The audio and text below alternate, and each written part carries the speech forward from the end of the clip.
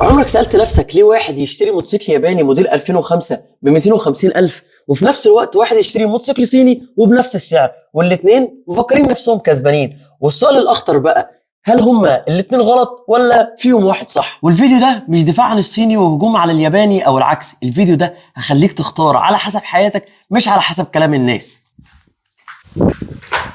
ويلا بينا نلبس السيفتي بتاعنا ونكمل كلامنا عن الموتوسيكل. قبل ما ندخل بالصحاب في الموضوع، ما تنساش تصلي على النبي عليه افضل الصلاه والسلام، وتنزل دلوقتي تدوس لايك وتعمل اشتراك للقناه لو انت لسه ما عملتش. وخلينا نبدا باول نقطه، الغلطه اللي 80% من الناس بتقع فيها هي اكبر غلطه ممكن تعملها وانت بتشتري موتوسيكل. انا معايا ثمن الموتوسيكل ده، بس السؤال الصح، هل معاك تصرف عليه؟ لان الموتوسيكل مش موبايل ولا جزمه ولا ساعه، ده التزام بنزين، التزام بالزيت، التزام بالصيانات وقطع الغيار واعطال ممكن تحصل لك فجأة وفي اي ظروف. ومن هنا يبدأ الفرق الحقيقي. بالنسبة للصيني، ليه بقى اختيار لناس كتير؟ خلينا نكون صراحة مع بعض. مميزات الصيني بالتفصيل، الموتوسيكل ده اقتصادي بشكل واضح جدا، البنزين بتاعه بيمشيك من 30 ل 35 كيلو في اللتر، زيت اقل، صيانات ارخص، عملي جدا، خفيف، سهل في الزحمه، سهل في الركب، مناسب للشغل والمشاوير اليوميه. بالنسبه للميكانيكا بتاعته منتشره جدا، اي حد يعرف يشتغل في الموتوسيكل الصيني. مفيش صداع بالنسبه لنقطه الصيانه، الشكل دلوقتي بقى متطور، في شاشه، في LED، بقى في ABS، حتى التصميمات بتاعته كده بقت تصميمات عصريه، حاجات كنا بنشوفها زمان في الموتوسيكلات الياباني. بس نيجي بقى لعيوب الصيني، وبامانه مش معمول للسفر الطويل وعمره الافتراضي اقل. بعض الموديلات قطع غيارها محتكره للوكيل بس او غير متوفره اصلا. ومش كل الصيني زي بعضه، ودي نقطه خطيره جدا جدا. يعني تلاقي موتوسيكل مثلا انتشر سنه او سنتين وبعد كده اختفى من السوق والناس احتاست في قطع الغيار والصيانات بتاعته. الصيني مش وحش، بس الاختيار الغلط منه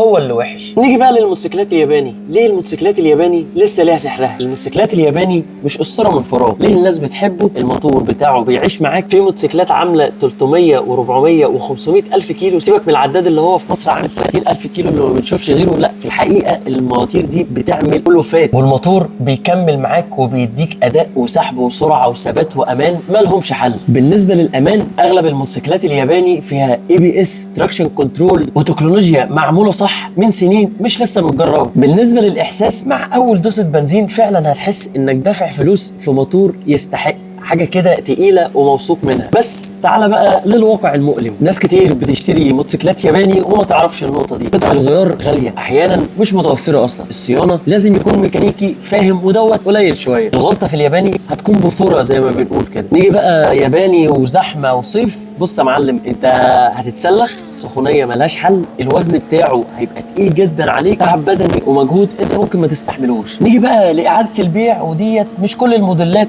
مرغوب فيها، مش كل الياباني بيتباع بسهوله. نيجي بقى للموتوسيكلات البريميوم، عشان تكون متميز لازم تدفع الثمن. الموتوسيكلات البريميوم دي شبه الدوجاتي والابريليا والتريومف والMV اجوستا والBMW، الفئات دي مش لاي حد. امال الناس بتشتريها ليه؟ عشان تتميز، شكل مختلف، احساس مختلف، والموتوسيكل ده مش بيكون منتشر، فاللي هو كده يا حلوه شوفيني. طب انا باخد ايه من الموتوسيكل ده؟ الموتوسيكل ده متميز، شكل مختلف مش موجود مع اي حد، والاحساس بتاعه مش هتلاقيه في اي موتوسيكل تاني. بس في المقابل انت بتدفع ايه؟ قطع غيار غاليه جدا، وحط تحت كلمه غاليه دي مليون خط، هتستنى كتير قوي، خصوصا لو طلبت قطعه غيار ديت من بره. تالت حاجه، اعاده البيع بتاعته صعبه شويه. اسوأ سيناريو انك تجيب موتوسيكل ما تعرفش تبيعه والفلوس بتاعتك هتفضل محبوسه في الموتوسيكل ده. طب الموتوسيكلات البريميوم دي مناسبه لمين؟ مناسب لو حد كوليكتور، مناسب لو حد عنده اكتر من موتوسيكل وعايز حته كده يتميز بيها، حد مش بيفرق معاه إعادة البيع. وخلينا أقول لك إن الاستخدام هو الحكم الحقيقي، وخلينا نلخصها صح، استخدام يومي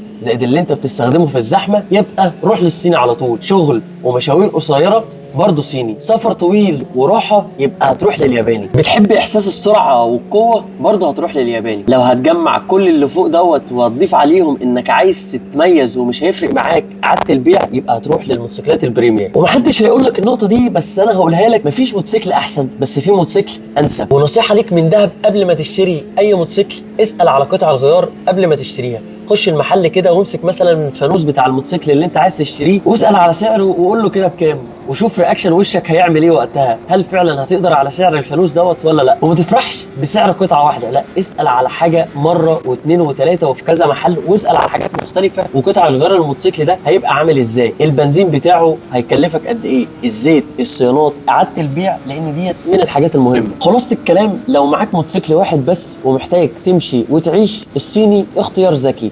لو تقدر تصرف وعايز اداء واعتماديه يبقى الياباني بتاعك. لو عايز تتميز وتفرق عن الكل ومش فارق معاك اعاده البيع يبقى البريميوم بس، وانت فاهم الباقي. في الاخر الصح مش في البراند، الصح في انك ما تلبس.